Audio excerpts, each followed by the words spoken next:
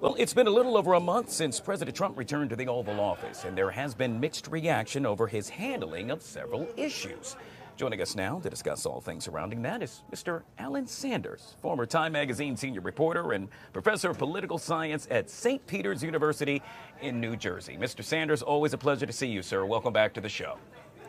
Thank you. Likewise, a pleasure. Let's jump right into it. You heard me make mention that President Trump has now been in office for at least 1 month now. We know that there has been, in essence, mixed reaction with regard to his handling of several issues. And so with that being said, I'm curious, what's your take on all the employee departures, forced and or otherwise, that happen to be going on right now? Well, I think it has very little to do with cost cutting or efficiency or anything like that. It's really about dismantling, demoralizing, and disrupting the federal bureaucracy so that it becomes pliant and subversive to an autocratic presidency.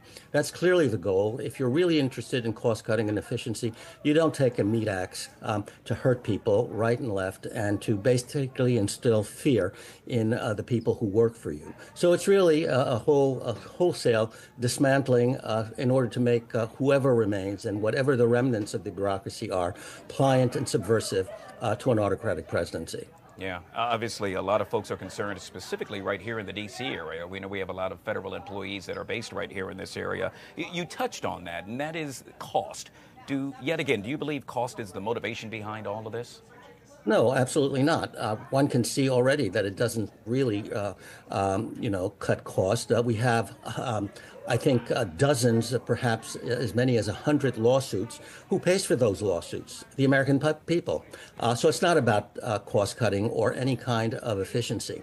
And then, of course, if you dismantle the bureaucracy, people are going to demand the services that bureaucracy used to provide. And if you have to reinstate those workers, and there's already some effort to reinstate those workers, you're going to have costs in finding them, and you're also going to have cost in retraining or training new people to make up for the loss of employees. So there's no cost efficiency here. It really is about dismantling, instilling fear, and making the bureaucracy pliant to Donald Trump. Well, I guess the next question would be what happens with regard to the government agencies, specifically the employees that are left behind when this happens. Well, it really, it's cruel. It's absolutely tragic. Just imagine if you're employed and you learn that in a few days you would lose your job. What would you do? And it's not only you that would lose the job, it's hundreds of other people around you. So all of a sudden we have an unemployed workforce, all of whom are trying to find jobs.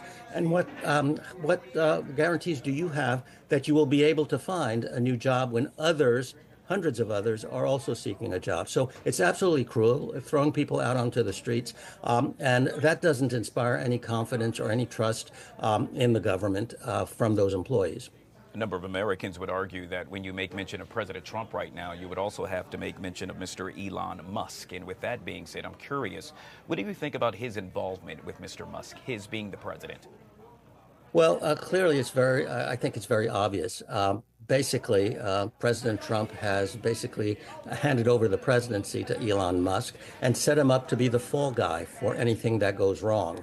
Donald Trump has done that all the time, appoints people to an office, and then when things don't go quite right, he fires them and says, I never had anything to do with that. In fact, I hardly even knew the person. So clearly it's a setup to put all the blame on Mr. Musk if anything goes wrong.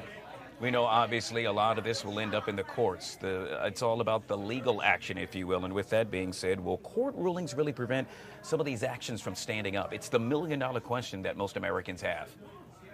Well, certainly in the short run, it will slow it down and it will throw obstacles in much of what Musk and Trump want to accomplish. But whether ultimately it stops what they are doing, that really is unclear, because courts can issue orders and injunctions. But of course, the enforcement of those orders and injunctions falls on the executive branch to carry out. And so we'll have to wait and see whether Donald Trump and his minions actually obey the court orders. Certainly in the short run, I think they probably intend to do that until these things go all the way up to the Supreme Court.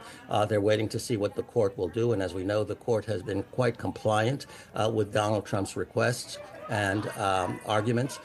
So we'll wait and see what the Supreme Court actually says. And when it actually says something that opposes in a fundamental way what Trump and Musk are going to do, then we will get the real test as to how the courts and how strong the courts and how willing the administration is to follow the law.